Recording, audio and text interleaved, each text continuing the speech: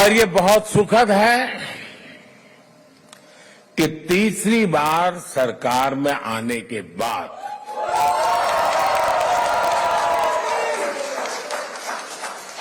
Indian diaspora से मेरा पहला संवाद यहां मॉस्को में आपके साथ हो रहा है।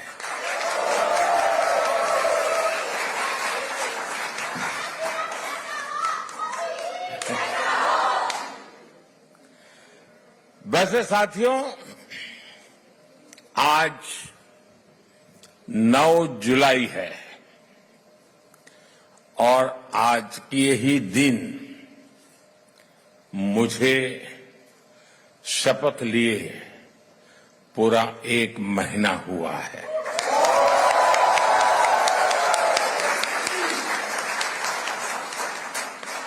आज से ठीक 1 महीने पहले 9 जून को मैंने तीसरी बार भारत के पीएम पद की शपथ ली थी और उसी दिन मैंने एक प्रण किया था। मैंने प्रण किया था कि अपने तीसरे टर्म में मैं 3 गुनी ताकत से काम करूंगा।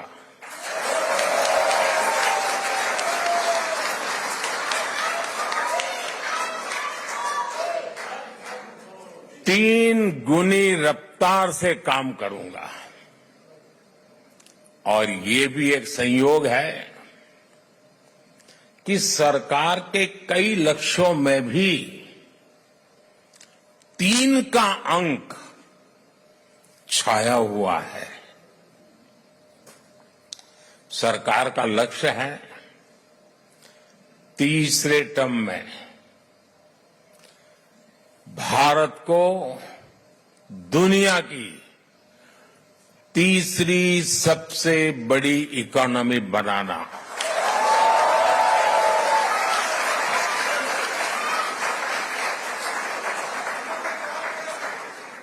सरकार का लक्ष्य है तीसरे टर्म में गरीबों के लिए 3 करोड़ आवास बनाना, 3 करोड़ घर बनाना। सरकार का लक्ष्य है तीसरे टर्म में 3 करोड़ लखपति दीदी बनाना।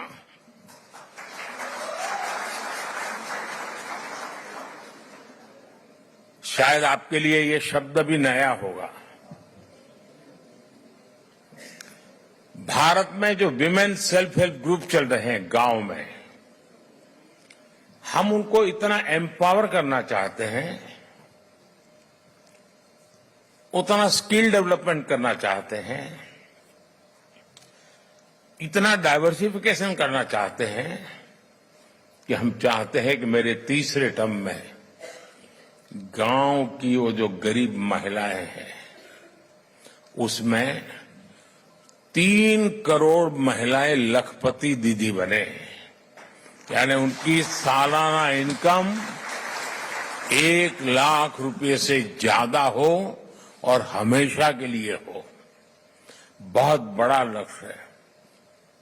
लेकिन जब आप जैसे साथियों के आशीर्वाद होते हैं ना, तो बड़े से बड़े लक्ष्य बहुत आसानी से पूरे भी होते हैं।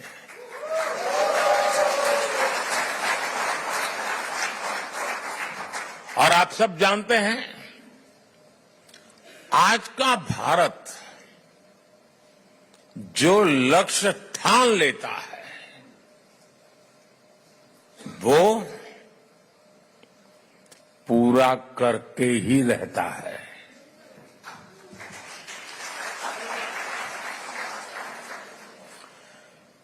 आज भारत वो देश है जो चंद्रयान को चंद्रमा पर वहां पहुंचाता है जहां दुनिया का कोई देश नहीं पहुंच सका। आज भारत वो देश है जो डिजिटल ट्रांजैक्शन का सबसे रिलायबल मॉडल दुनिया को दे रहा है। आज भारत वो देश है जो सोशल सेक्टर की बेहतरीन पॉलिसी से अपने नागरिकों को एम्पावर कर रहा है। आज भारत वो देश है जहां दुनिया का तीसरे सबसे बड़ा स्टार्टअप इकोसिस्टम है।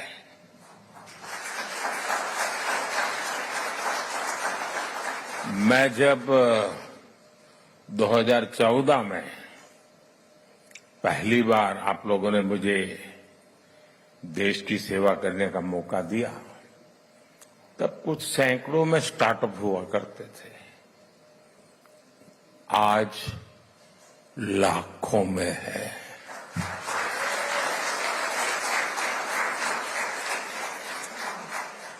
आज भारत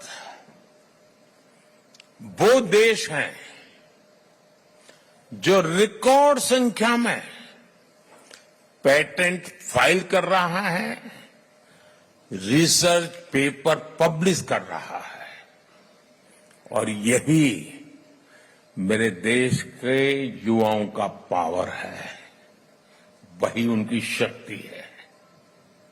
और दुनिया भी हिंदुस्तान के नौजवानों की टैलेंट को देखकर अचंभित भी है।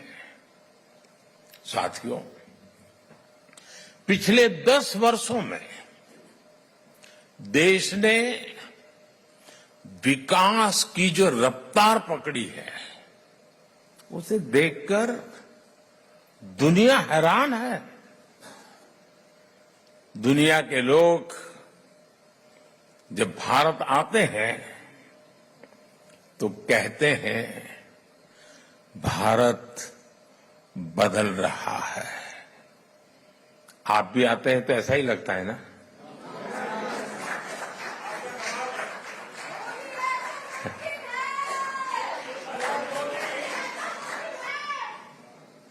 वो ऐसा क्या देख रहे हैं? वो देख रहे हैं कि भारत का कायाकल्प, भारत का नवनिर्माण वो साफ साफ देख पा रहे हैं। जब भारत G20 जैसे सफल आयोजन करता है, तब दुनिया एक स्वर से बोल उठती है, अरे भारत तो बदल रहा है। जब भारत सिर्फ 10 वर्षों में अपने एयरपोर्ट्स की संख्या को बढ़ाकर 2 गुना कर देता है, तो दुनिया कहती है वाकई भारत बदल रहा है। जब भारत सिर्फ 10 साल में 40,000 किलोमीटर से ज्यादा, यह आंकड़ा याद रखना, 40,000 किलोमीटर से ज्यादा रेल लाइन का इलेक्ट्रिफिकेशन कर देता है,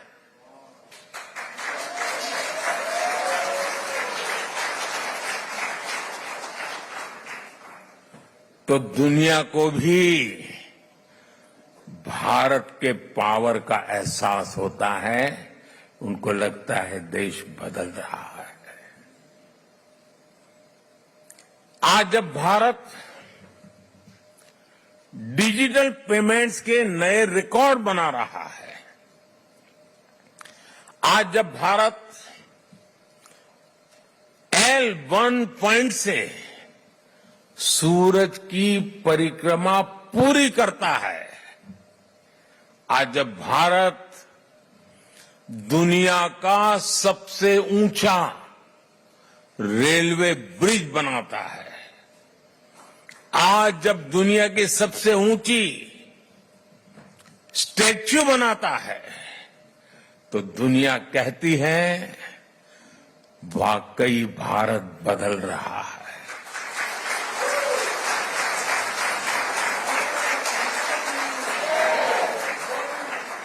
और भारत कैसे बदल रहा है?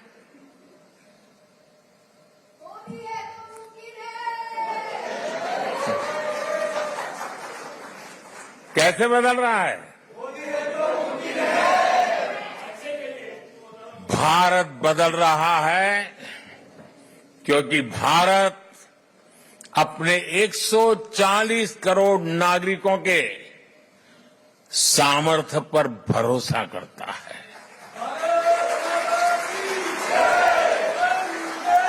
विश्व भर में फैले हुए भारतीयों का सामर्थ्य पर भरोसा करता है, गर्व करता है। भारत बदल रहा है क्योंकि 140 करोड़ भारतीय अब भारत को विकसित देश बनाने का सपना संकल्प लेकर के पूरा करना चाहते हैं। इसके लिए आप दिन रात मेहनत करते हो। हिंदुस्तान पूरा मेहनत कर रहा है, हर किसान कर रहा है, हर नौजवान कर रहा है, हर गरीब कर रहा है।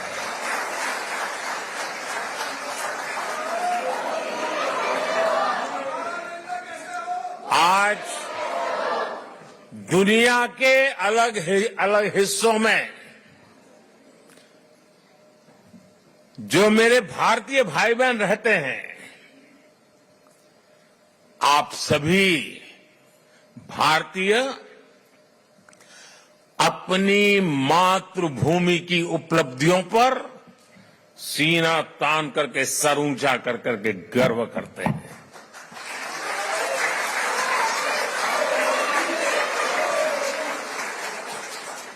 आप गर्व से बताते हैं कि आपका भारत आज किन बुलंदियों को छू रहा है। अपने विदेशी दोस्तों के सामने भारत का जिक्र आते ही आप देश की उपलब्धियों की पूरी लिस्ट रख देते हैं और वो सुनते ही रह जाते हैं। मैं जरा आपसे पूछता हूं, क्या बताइए, मैं जो कह रहा हूं सच है कि नहीं है? आप ऐसा करते हैं कि नहीं करते?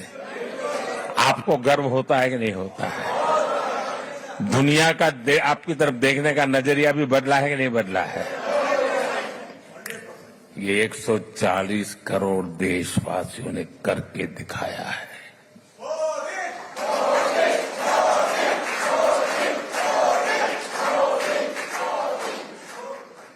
आज 140 करोड़ भारतीय दशकों से चली आ रही समस्याओं को सुलझाने में विश्वास करता है। कारपेट के नीचे दबा करके गुजारा करना अब देश को गुवारा नहीं है दोस्तों।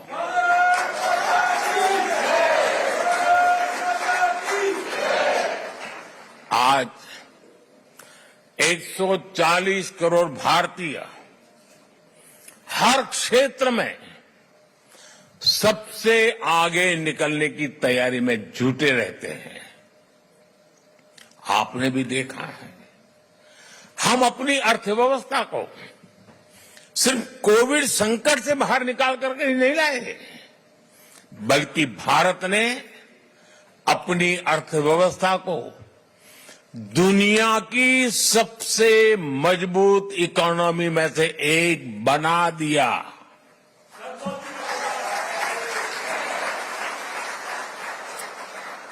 हम अपने इंफ्रास्ट्रक्चर की कमियां दूर तो कर ही रहे हैं, बल्कि हम ग्लोबल स्टैंडर्ड के माइलस्टोन क्रिएट कर रहे हैं। हम सिर्फ अपनी स्वास्थ्य सेवाएं सुधार रहे ऐसा नहीं, बल्कि देश के हर गरीब को मुफ्त इलाज की सुविधा भी दे रहे हैं और दुनिया की सबसे बड़ी हेल्थ एश्योरेंस स्कीम चलाते हैं। आयुष्मान भारत ये दुनिया की सबसे बड़ी स्कीम है। ये सब कैसे हो रहा है दोस्तों? इसे कौन कर रहा है? मैं फिर कहता हूं, 140 करोड़ देशवासी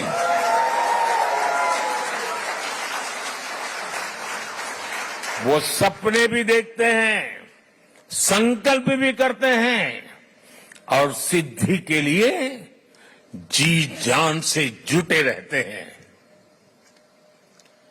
यह हमारे नागरिकों की मेहनत, लगन और निष्ठा से संभव हो रहा है। साथियों, भारत में बदलाव सिर्फ सिस्टम और इंफ्रास्ट्रक्चर का ही नहीं है। ये बदलाव देश के हर नागरिक के, हर नौजवान के आत्मविश्वास में भी दिख रहा है। और आप जानते हैं, सफलता की जो पहली सीढ़ी होती है ना, वो खुद का आत्मविश्वास होता है। 2014 के पहले हम निराशा की गर्त में डूब चुके थे। हताशा, निराशा ने हमको जकड़ लिया था। आज देश आत्मविश्वास से भरा हुआ है। एक ही बीमारी के 2 पेशेंट अस्पताल में हो, उतने ही सामर्थ्यवान डॉक्टर हो, लेकिन एक निराशा में डूबा हुआ पेशेंट हो, दूसरा आत्मविश्वास से भरा हुआ पेशेंट हो, तो आपने देखा होगा आत्मविश्वास से भरा हुआ पेशेंट कुछ ही हफ्तों में ठीक होकर के अस्पताल से बाहर आता है। निराशा में डूबा हुआ पेशेंट को किसी और को उठा के लेके जाना पड़ता है। आज देश आत्मविश्वास से भरा हुआ है और ये हिंदुस्तान की सबसे बड़ी पूंजी है। आपने भी हाल में T20 वर्ल्ड कप में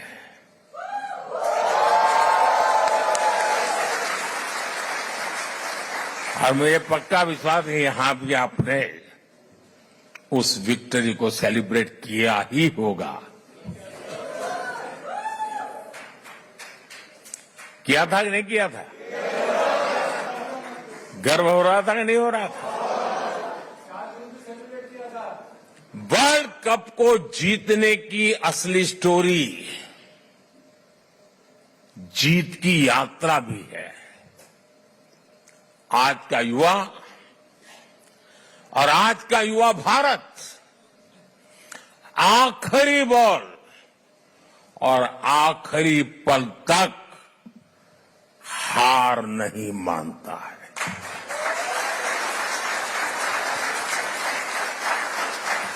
और विजय उन्हीं के चरण चूमती हैं जो हार मानने को तैयार नहीं होते।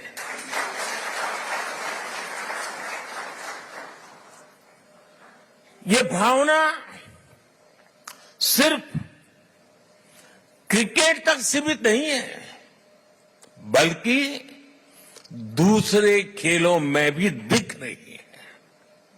बीते सालों में हम इंटरनेशनल टूर्नामेंट में हमारे एथलीट्स ने ऐतिहासिक प्रदर्शन किए हैं।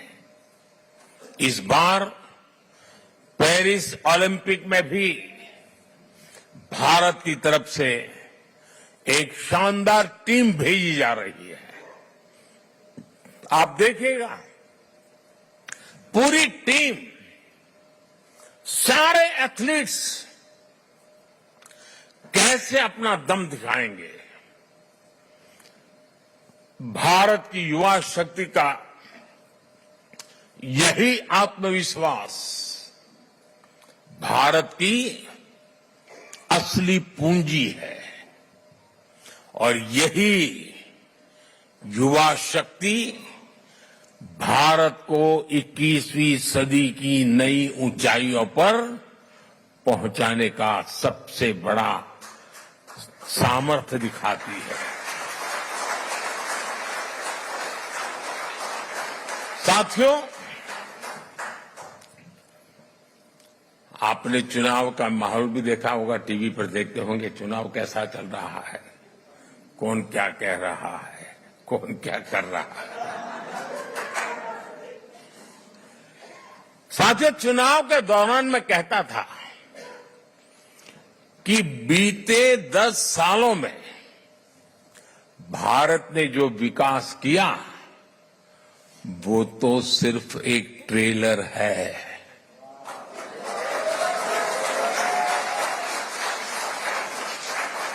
आने वाले 10 साल और भी फास्ट ग्रोथ के होने वाले हैं।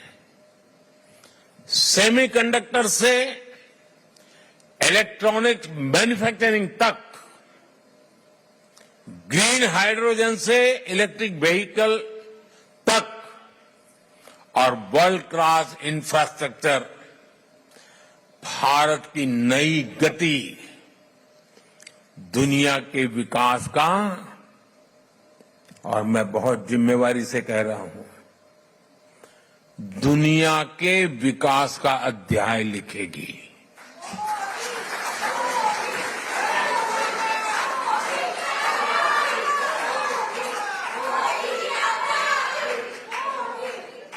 आज ग्लोबल इकोनॉमी की ग्रोथ में 15% भारत कंट्रीब्यूट कर रही है। आने वाले समय में इसका और ज्यादा विस्तार होना तय है। ग्लोबल पॉवर्टी से लेकर क्लाइमेट चेंज तक हर चैलेंज को चैलेंज करने में भारत सबसे आगे रहेगा और मेरे तो डीएनए में है चुनौती को चुनौती देना।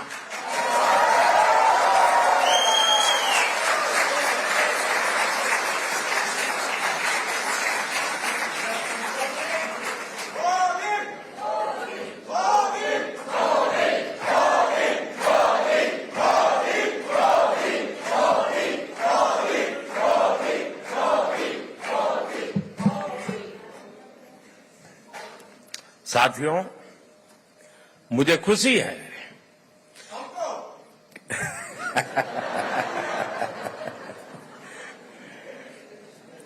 बस यही प्यार जो है ना दोस्तों,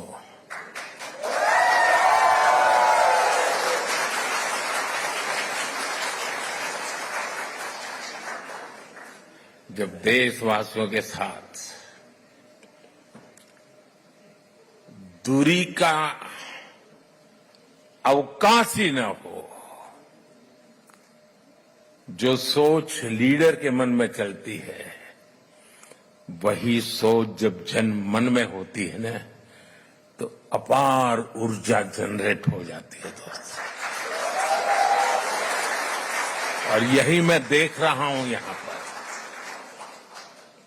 साथियों, मुझे खुशी है कि ग्लोबल प्रॉस्पेरिटी को नई ऊर्जा देने के लिए भारत और रूस कंधे से कंधा मिलाकर चल रहे हैं।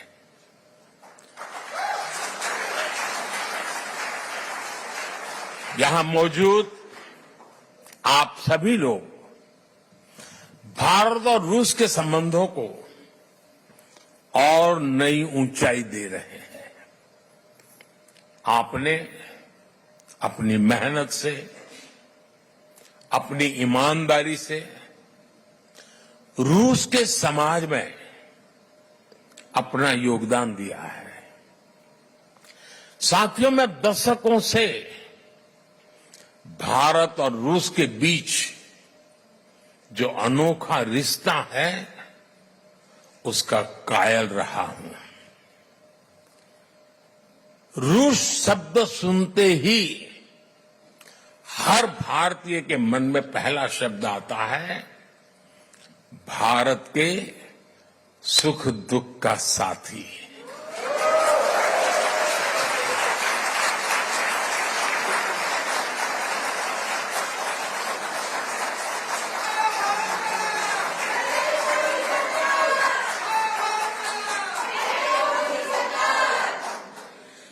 भारत का भरोसेमंद दोस्त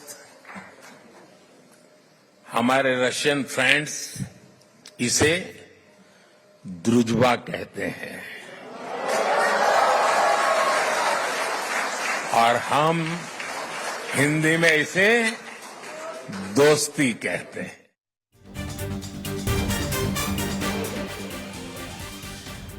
மாஸ்கோவில் இந்திய வம்சாவளியினருடன் பிரதமர் நரேந்திர மோடி கலந்துரையாடி வருகிறார். அதன் நேரடி காட்சிகளை தற்போது நாம் பார்த்து வருகிறோம். तब मैं वहां गया था। 2 साल पहले नॉर्थ साउथ ट्रांसपोर्ट कॉरिडोर से पहला कॉमर्शियल कंसाइनमेंट भी यहां पहुंचा। ये कॉरिडोर मुंबई और अस्ट्राखान की पोर्ट सिटी को आपस में जोड़ता है। अब हम Chennai, Vladivostok eastern maritime corridor पर भी काम कर रहे हैं। हम दोनों देश Ganga Volga dialogue of civilisation से एक दूसरे को रीडिस्कवर कर रहे हैं। फ्रेंड्स, 2015 में जब मैं यहां आया था तब मैंने कहा था कि 21वीं सदी भारत की होगी।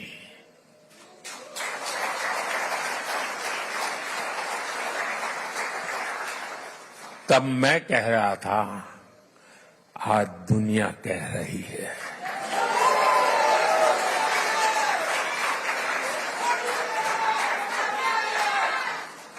दुनिया के सभी एक्सपर्ट्स, उनके बीच में इस विषय में अब कोई विवाद नहीं रहा है।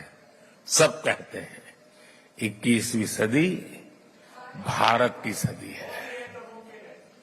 आज विश्व बंधु के रूप में भारत दुनिया को नया भरोसा दे रहा है। भारत की ग्रोइंग कैपेबिलिटीज ने पूरी दुनिया को स्टेबिलिटी और प्रॉस्पेरिटी की उम्मीद दी है। New emerging multipolar world order में भारत को एक मजबूत पिलर के रूप में देखा जा रहा है। जब भारत पीस, डायलॉग और डिप्लोमेसी की बात कहता है तो पूरी दुनिया सुनती है। जब भी दुनिया पर संकट आता है तो भारत सबसे पहले पहुंचने वाला देश बनता है और भारत दुनिया की उम्मीदों को पूरा करने के लिए कोई कसर नहीं छोड़ेगा। लंबे समय तक दुनिया ने एक इन्फ्लुएंस ओरिएंटेड ग्लोबल ऑर्डर देखा है। आज की दुनिया को इन्फ्लुएंस की नहीं, कॉन्फ्लुएंस की जरूरत है। ये संदेश समागमों और संगमों को पूजने वाले भारत से बेहतर भला कौन समझ सकता है, कौन दे सकता है। साथियों, आप सभी रूस में भारत के ब्रांड एम्बेसडर्स हैं। जो यहां मिशन में बैठते हैं ना, वो राजदूत है, और जो मिशन के बाहर है ना, वो राष्ट्रदूत है।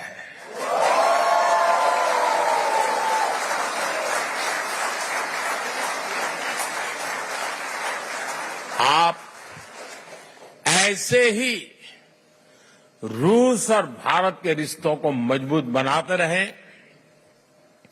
साथियों, 60 साल के बाद हिंदुस्तान में कोई सरकार तीसरी बार चुनी जाए, ये अपने आप में बहुत बड़ी बात है। लेकिन इस चुनावों में सबका ध्यान, सारे कैमरा मोदी पर लगे रहे। उसके कारण कई और महत्वपूर्ण घटनाओं की तरफ लोगों का ध्यान नहीं गया। जैसे इस चुनाव के समय 4 राज्यों में भी चुनाव हुए। अरुणाचल प्रदेश, सिक्किम, आंध्र, उड़ीसा। और इन चारों राज्यों में एनडीए क्लीन स्वीप बहुमत के साथ विजयी हुआ।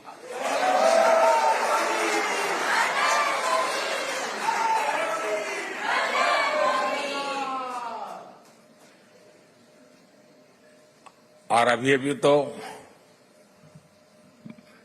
महाप्रभु जगन्नाथ जी की यात्रा चल रही है। जय जगन्नाथ। उड़ीसा ने तो बहुत बड़ा रिवॉल्यूशन किया है, और इसलिए मैं भी आज आपके बीच में उड़िया स्कार्फ पहन के आया हूं।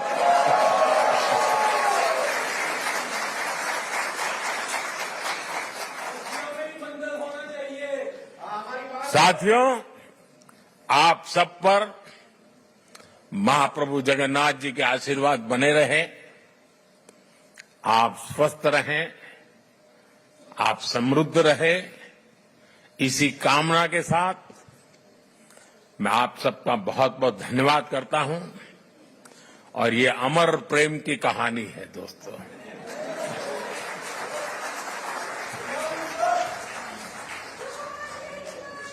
ये दिनों दिन बढ़ती रहेगी, सपनों को संकल्प में बदलती रहेगी, और हमारे कठोर परिश्रम से हर संकल्प सिद्धि को पार करके रहेगा। इसी विश्वास के साथ मैं फिर एक बार आपका हृदय से बहुत बहुत आभार व्यक्त करता हूं। मेरे साथ बोलिए, भारत माता की, भारत माता की, भारत माता की। वंदे वंदे वंदे मातरम वंदे मातरम वंदे मातरम वंदे मातरम वंदे मातरम। बहुत बहुत धन्यवाद। मैं समस्त भारतीय समुदाय की ओर से माननीय प्रधानमंत्री जी का आभार व्यक्त करती हूँ।